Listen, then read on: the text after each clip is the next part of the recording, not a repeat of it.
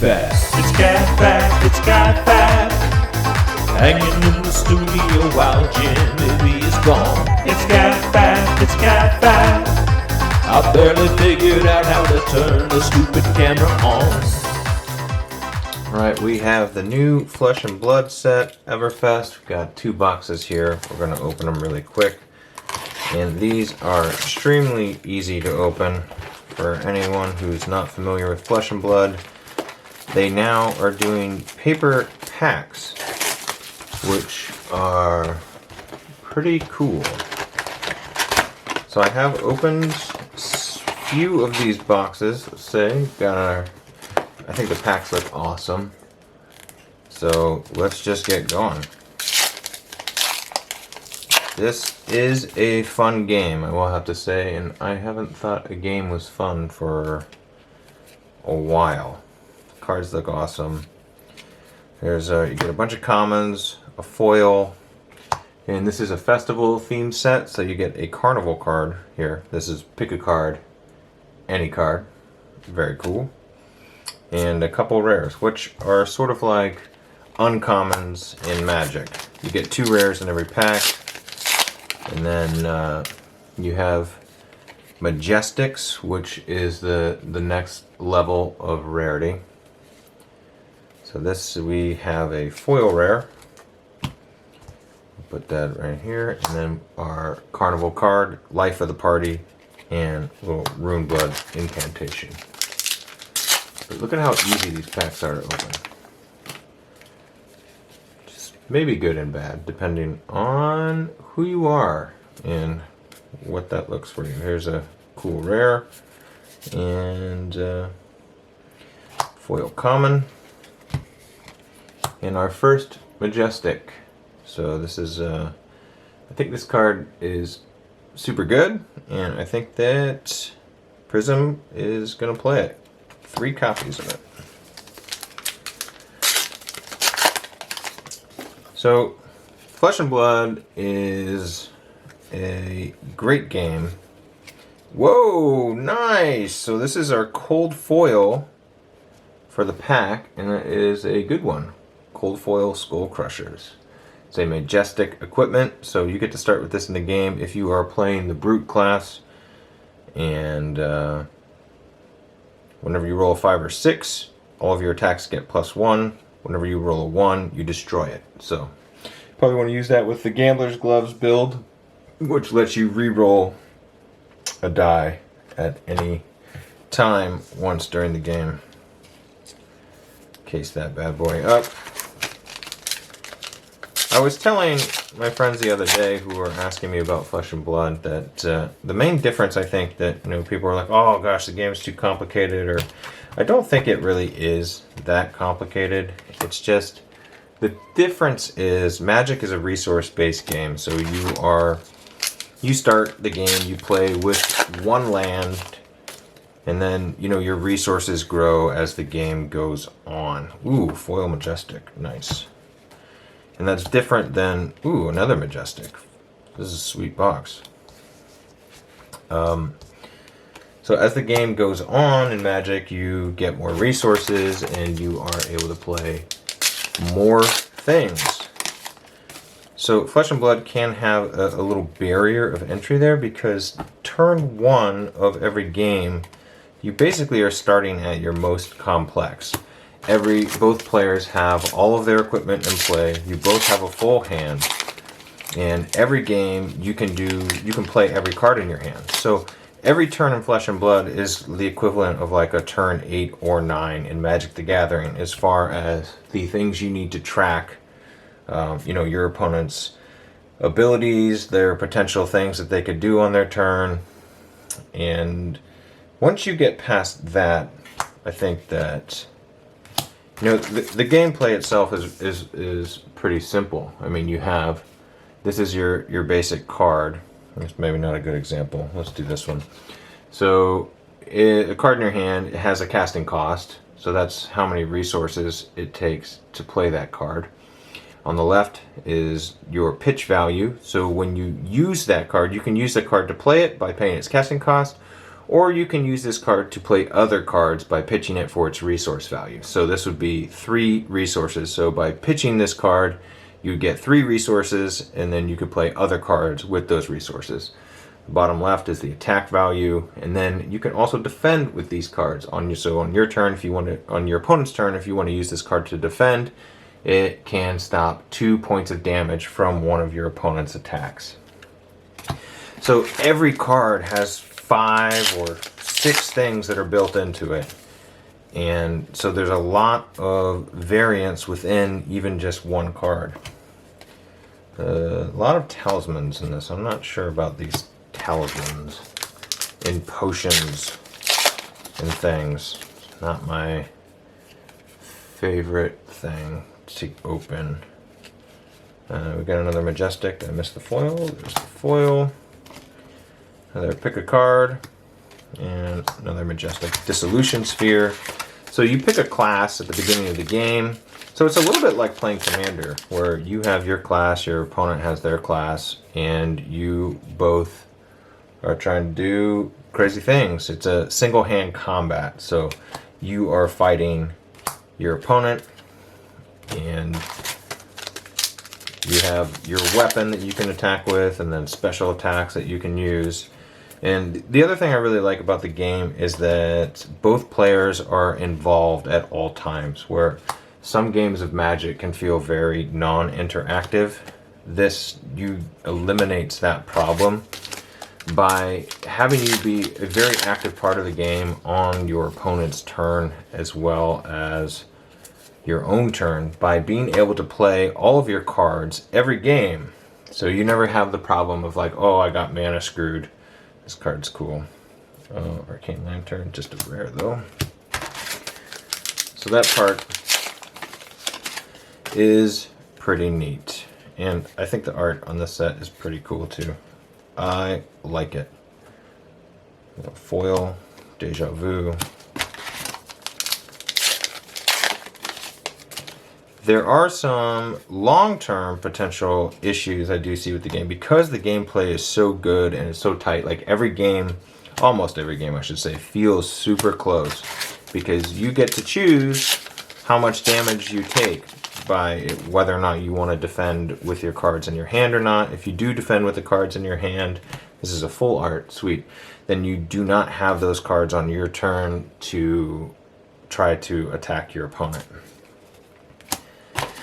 So because you're in control of how much damage you take every turn, and there's a lot of back and forth on each turn, and every micro decision that you make can really influence the outcome of the game. Bingo! And I like that. You know, you're not really sitting there while your opponent gets an infinite loop going, making a bunch of mana and doing all that crazy stuff. Foil. Ooh, Majestic Hero. So this is like what the heroes look like. You have your starting life down here, and then the blue number is your starting hand size. And then the ability text of the card. Oh, it's this card now. That's really down here. But I was saying that I think one of the long-term problems, because the game is so very carefully balanced, and because you can play every card every turn. Yeah, not the full art we were hoping for, but this guy is sweet. Bravo. He is the star of the show. So because you can play every card every turn, it'll be interesting to see how they move forward. You know, I'm not talking like the next couple sets, but years down the line by, you know, where they can go with that design space. Because in Magic, you can make cards that essentially say, when you play this card, you win the game.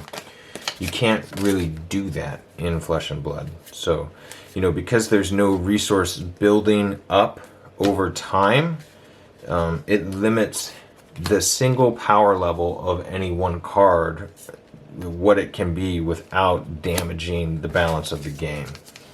So I think that's going to be the main challenge long term for the game, but everything else about it is really fun. So if you haven't tried it and you were thinking about it, do it, or don't. I don't actually care. unless you live in my town, because I want more people to play. We did have our first Flesh and Blood tournament down at the store this last weekend, and that was a good time. But, you know, coming from a competitive Magic background, this is definitely checking a lot of the same boxes that did for me. You know, there's a high level competitive play that's going on. I haven't really had the time to grind the qualifier season, but it is at least a thing that I could do. And I don't feel that way about Magic anymore. Currently, unless I want to grind like on Arena every month, and I don't find that satisfying. I like to play in person. Okay, so common potions. We only got one cold foil, which I think the pull rates of the cold foils, what I've heard, is 1 in 16 packs. And so you can get 2 or 3 cold foils. There's a first Majestic, another Prism card. I think a lot of the Prism cards look really good, which haven't had time to update my decks yet. But also, just one more thing. It's healthy to keep a long to-do list because boredom is the root of something. Ooh, Revel in Runeblood. This is a foil? Yeah, it's in right. A lot of people love Runeblade. I'm not a big Runeblade fan. I think I just always tend to favor the underdog, and I think it's been, you know, one of the dominant classes so far, so. But, yeah. Ooh. A little cash out in my Carnival slot. Goes there. I think their packaging just looks awesome. Every set, it's just like, wow, that packaging looks great. Not to the point where I don't want to open it, though. So, something to be said for that. A couple more rares. My signature arbitrary piles for my cards that I open. Oh, Sean, got your blue pry. This is a foil one, though. It's going to cost you at least a nickel. Alright, 2 rares.